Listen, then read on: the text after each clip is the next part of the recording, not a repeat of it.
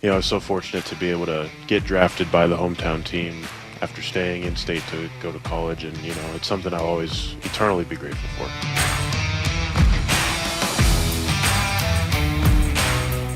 Offensive line, one guy who should be a stalwart on it, Abe Lucas, right tackle, kind enough to join us right now before practice. Good morning, Abe. How are you? Good. How are you guys doing? Look at that mountain of a man. Sheesh. You feeling good, looking good, playing good? What's happening? Yeah, I mean, it's camp. We're in the thick of it. I mean, just the biggest thing is just continue to come out day after day and try to get better and get as many reps as you can. Hold on a second, Abe. It's camp? Like, what are we, 1 week? We were 1 week today. I mean, Go back to your Sacagawea middle school days with the grass up to your knees over there in Pullman, with the sand and the hoses and that with Captain Leach, that was camp. Yeah. Right? Yeah. No, that is true. I mean, it always goes through my head. It's like, listen, if I could do that, I could do anything. Yeah, those were the days though. But no, we're having a good camp so far. I think as a team, everybody's locked in, dialed in, and trying to get better. So I'm sure you're sick of talking about it, but just, physically, how much better are you feeling this year? Way better. I mean, it's pretty night and day. I'm out practicing this year, which is great. It's a stark contrast from last year. But no, I feel good. I feel ready to go. Just going to stay on top of things as much as I can and move forward. Without violating HIPAA or anything here, I think that it's been sort of debunked, but I want to make sure I just ask you about it because we haven't had a chance to talk to you since. And I've just always had it in the back of my mind that at one point Pete dropped the word chronic in talking about the knee, and that's always just sort of stuck with me ever since. And then it seems like Mike kind of said, well, it's not really chronic. That's not really the right way to describe it. Is this a chronic knee injury, or is it something that's now behind you?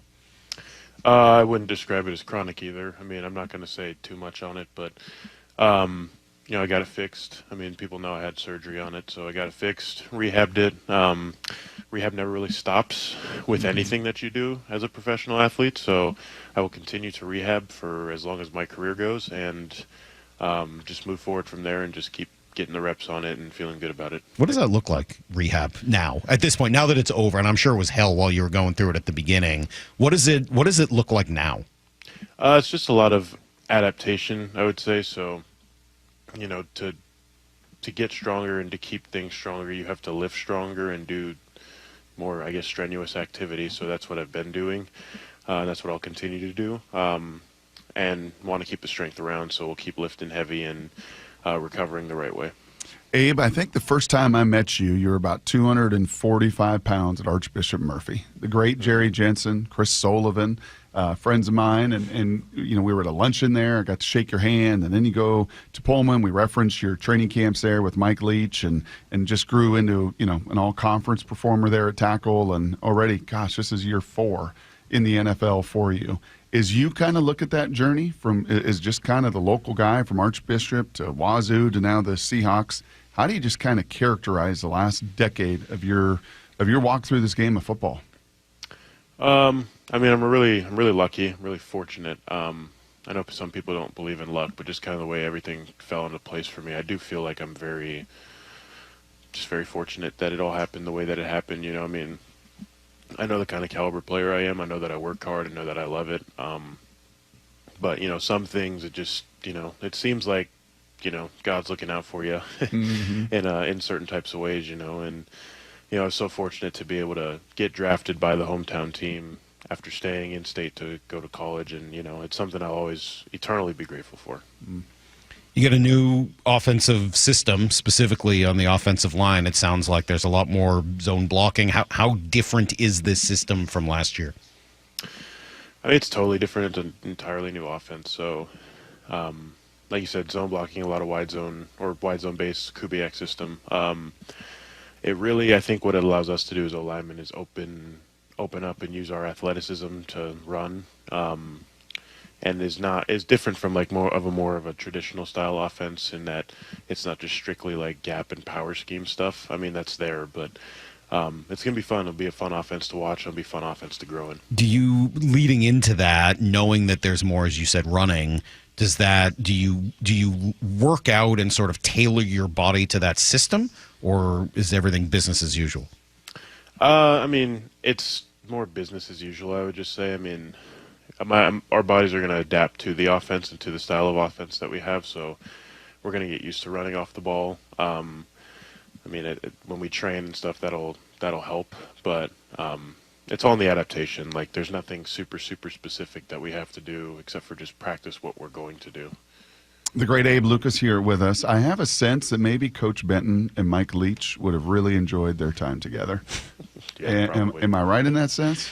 I think so. I mean, from what I remember, it was like a little interview that Leach gave where he was talking about offensive linemen and just how much he loved offensive linemen. And I think he made the comment that if football didn't have offensive linemen, it would just be like soccer. And he said that, offensive linemen are the guys who, they dislocate their fingers and they laugh about it. It's like that sort of thing is funny to them, and that's what makes football go and football great. And I think Benton would have loved that. So I do agree. I think they would have enjoyed their time together and been very successful together. You laugh at a dislocated finger? Probably, yeah. I've talked to Salk about just the institutional knowledge, because this isn't just Coach Benton, right? You have Rico there as well. You have people that have been just immersed in this system, Abe, not for years, but for decades doing it. Like that, they made their livelihood doing it. Do you feel that? As you're presented this new offense, as you're all learning, do you feel that kind of groupthink and that institutional knowledge that's come in the building? I do, yeah. It's amazing. I mean, it's amazing to see people who are like very, very knowledgeable about any sort of anything in life. And these guys know the offense inside and out, and they can talk about it just on the run, willy-nilly, and just talk about any little minute detail that's within there. And that's, what we're all trying to get to so that we can all understand this offense. And, I mean, like you said, decades of experience, and that comes with decades of experience, is knowing all the ins and outs of something. So we'd be fools to not listen to them and not take what they're giving us. At this level that you're at, and Brock kind of referenced your whole journey through high school and college, at this level, what moves the needle more for an offensive lineman? Is it the size and strength, or is it that technique and the way you're utilizing the size and strength? I just think it's a combination of both. I mean, there's a lot of different types of players that exist in the NFL. And there's very few players who can have like successful careers just strictly based off of athleticism. They're very rare. They exist, but they're very rare. You have to come with some sort of technique and some sort of finesse, I would say. Now, obviously, you want to be strong. Obviously, you want to be athletic, but it's combining the two. And I would say that, if you had to pick one or the other, if I had to pick one or the other as an offensive lineman, I would lean more so towards the technician part of it all, because technique can save you a lot of time. There's a lot of guys who aren't necessarily the biggest, the fastest, or the strongest, but they're technical masterminds, and that saves them, and they've been able to create long careers out of that. Do you guys enjoy the one-on-one drill as much as the herd media that just runs over there and sprints and can't miss one single rep when they get the pads on and do one-on-one pass rush drill? Or is it just miserable for an offensive lineman? The way I look at it is like one-on-ones is a very defensive-oriented drill. I mean, it's one guy against one guy. They're working with a lot of space. They can do anything. The only advantage we have there is the snap count. But the great thing about one-on-ones for an offensive lineman is that you're so exposed that it's going to expose the weak parts of your game and the things that you need to improve on the most. And that's what we need. It's what we need as offensive linemen. We have to be shown what we're doing poorly so that we can improve at it. And then, when we do win those one-on-one reps, show us what we're doing well on that island while we're exposed with just the person. You had it tough over there, though. I mean, DeMarcus Lawrence and Derick Hall both rushing from that side, and Lawrence looks like he's got a little old man strength in there or something. Yeah, I mean, D-Law's a beast. He's always been a beast. And when we went out and acquired him, I was stoked. I was really, really excited about it because I knew that I was going to be going against him and competing against him, and it was only going to make me better. And he, in my mind, is one of the most complete defensive ends in the NFL, if not the most complete. Like, he stops the run, he knows how to read it, and he's relentless, and he has an arsenal of just pass rush moves dialed in. So, I mean, I'm excited that I get to compete against him every day. Awesome. Pretty cool, man. Thanks for doing this. We appreciate it. Enjoy the rest of camp. It's not at Sacagawea Middle School anymore, sadly. But if you have to be at the Virginia Mason Athletic Center on the shores of Lake Washington, I guess that'll do. Abe, thanks so much. We appreciate it. Thanks, Abe. No problem, you guys. Appreciate it. All right, there you go. There's Seahawks tackle Abe Lucas.